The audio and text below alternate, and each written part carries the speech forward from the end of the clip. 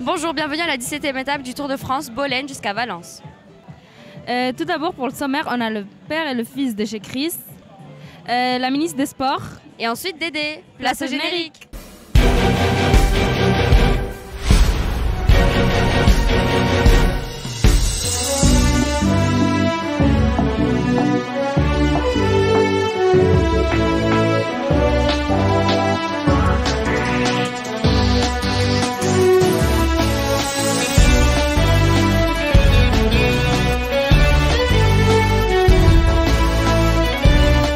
Chaque année, on interviewe le président. Sauf que cette année, on a interviewé la ministre des Sports.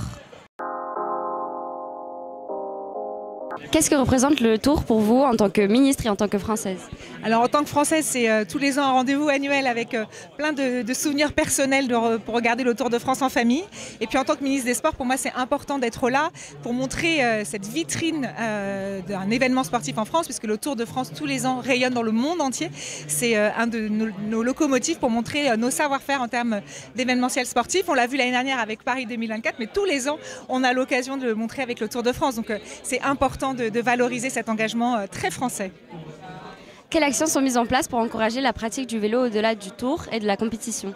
C'est vrai que le Tour de France, à chaque ville-étape, c'est l'occasion d'encourager les Français à faire du vélo avec des ateliers comme celui-ci pour aussi éveiller sur les enjeux de sécurité. Il y a des ateliers, comme je l'ai vu tout à l'heure, de savoir rouler à vélo. Un programme qui se déploie tout au long de l'année avec l'Éducation nationale et les moyens du ministère des Sports pour apprendre aux enfants à faire du vélo en leur délivrant un diplôme de savoir rouler à vélo. C'est essentiel parce que l'objectif, c'est vraiment d'encourager les enfants à prendre leur vélo plutôt que la voiture avec leurs parents, notamment pour aller à l'école, mais surtout pour au quotidien utiliser le vélo et prendre du plaisir à faire du vélo.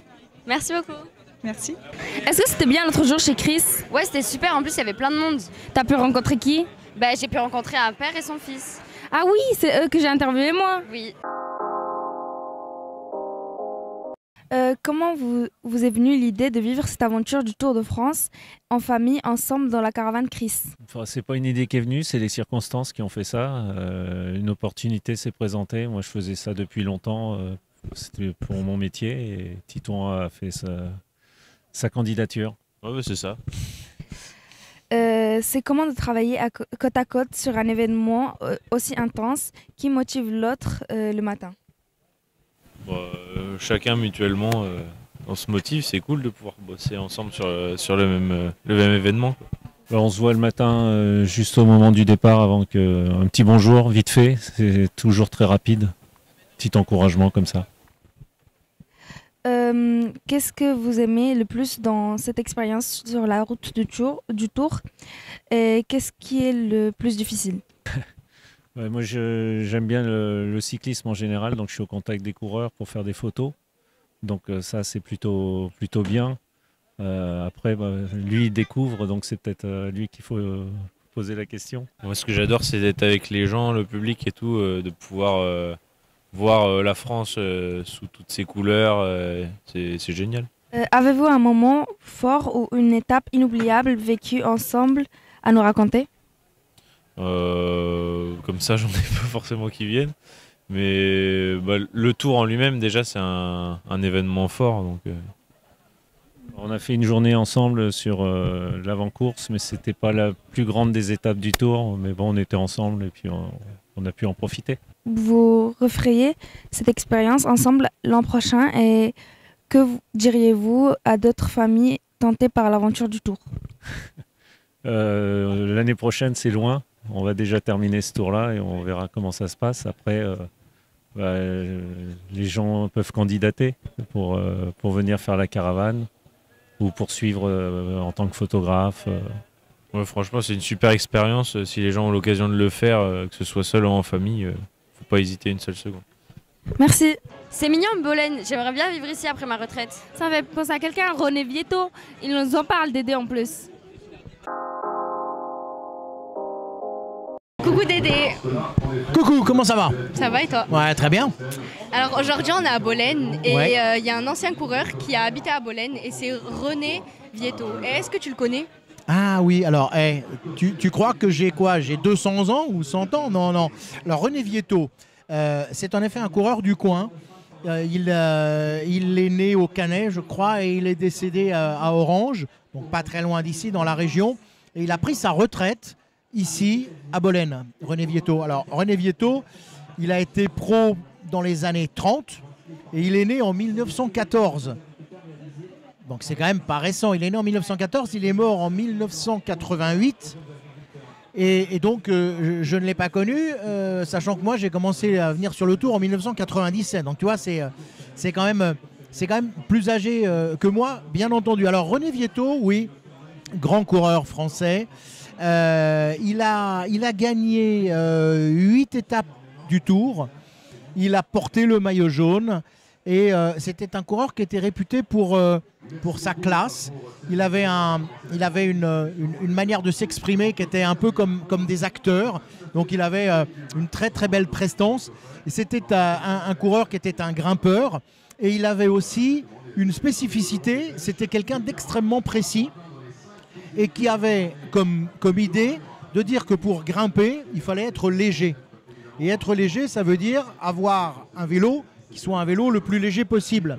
Alors, il a trouvé des techniques pour améliorer ça. D'abord, il a essayé d'alléger son vélo. Il y avait même des journalistes à l'époque qui disaient il est toujours en train de limer, de couper, de retirer du poids. Les vélos n'étaient pas aussi réglementés que ce que l'on a aujourd'hui avec le poids, la taille, la hauteur des cintres, la hauteur des cadres. On n'était pas aussi précis. Et donc, le roi René, comme on l'appelait, a lui trouvé des techniques, comme par exemple mettre le bidon sur le cadre, comme on le met aujourd'hui sur les vélos, et non pas sur le guidon, comme c'était le cas à l'époque. Alors, ça avait un intérêt. L'intérêt, c'est que plus tu mets le poids vers le bas d'un vélo, plus le centre de gravité s'abaisse, et plus le vélo est stable. Tu pourras faire un essai, toi, quand tu prends un vélo, tu mets sur le guidon de ton vélo, tu mets, je sais pas quoi, moi, un gros sac, et tu verras que tu n'arrives pas à le manipuler facilement. Si le sac, tu le mets plus bas entre tes jambes, tu verras que tu as plus de stabilité. Donc ça, il a fait ça. Il a également utilisé, il a fait partie des premiers coureurs à utiliser le double plateau, ce qui te permettait d'avoir plus de rapport et donc de pouvoir grimper de façon plus moderne et de façon plus sympa. Il avait également, alors à l'époque, ils avaient des chambres à air qui portaient avec eux, et ils avaient une pompe à vélo, comme on a nous sur nos vélos perso pour éviter d'aller se charger en air ailleurs. Eh bien, il avait une pompe à vélo, et cette pompe à vélo, il a trouvé le moyen de la cacher un peu, non pas parce que c'était pas joli, mais parce que tu gagnes en aérodynamisme. Et puis il a également trouvé des choses sympas et très intéressantes sur le plan des vêtements, et en particulier des chaussures, qui étaient des chaussures avec des semelles dures, des semelles rigides, qui permettent d'avoir plus de poussée, plutôt que d'avoir un pied qui se plie. Il avait une semelle plus dure, qui permettait de mieux pousser sur les pédales. Et en plus, il les a fait avec des petits trous pour aérer, pour que ça soit plus confortable quand on est en train de faire du vélo. Donc on est sur un gars qui était brillant, parce qu'il a quand même porté le maillot jaune. Il a gagné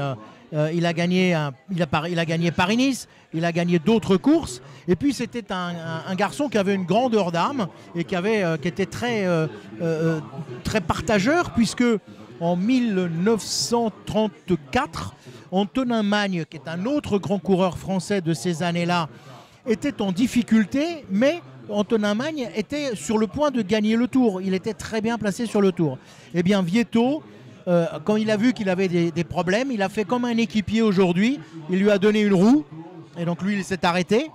Et puis un moment plus tard, il y avait encore un problème mécanique, il lui a donné son vélo. Et lui, il s'est évidemment arrêté. À l'époque, il n'y avait pas les voitures de suiveurs comme aujourd'hui. Donc on est quand même sur des coureurs qui sont des coureurs avec une grande classe. Et ça fait aussi partie de l'histoire du Tour de France, de la vieille histoire du Tour de France. Mais n'oublions pas que le Tour de France, c'est une très vieille dame. Et aller regarder l'histoire du Tour, c'est se plonger dans des archives, et c'est toujours très intéressant. Merci beaucoup. Est-ce qu'on peut mettre les images du jour dans le grand écran derrière nous? Non, dans le grand écran, ça sera pas possible, mais on peut les mettre dans l'émission d'aujourd'hui.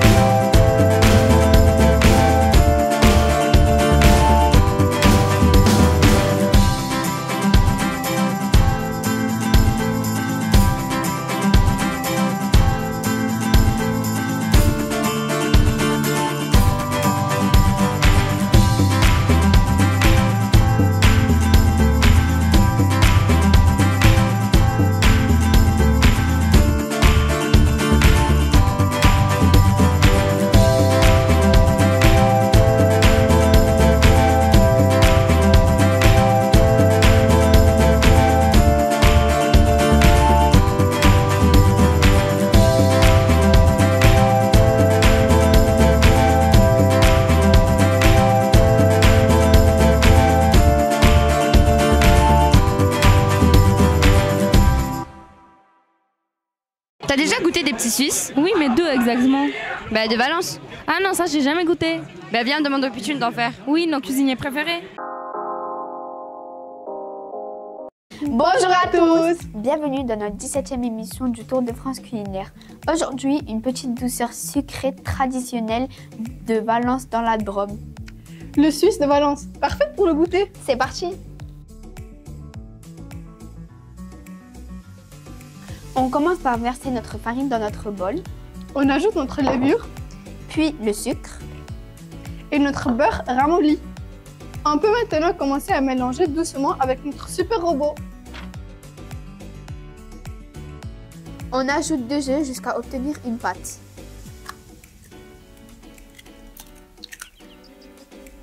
Une fois que la pâte est bien formée, on la malaxe à la main.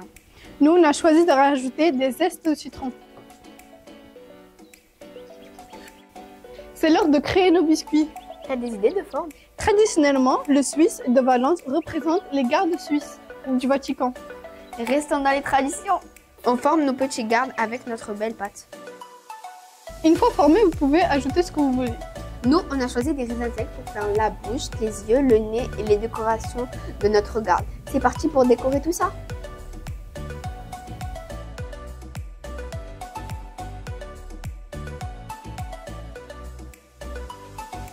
On enfourne nos 2 beaux Suisses de Valence à 180 degrés pendant 30 minutes.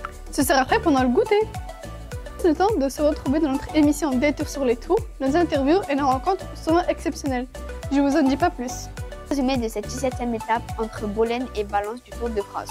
Retrouvez-nous sur notre journée en photo sur nos différents réseaux sociaux et nos émissions sur TV Pitchoun. Avec quoi peut-on le manger? On peut le manger avec du thé ou du chocolat chaud.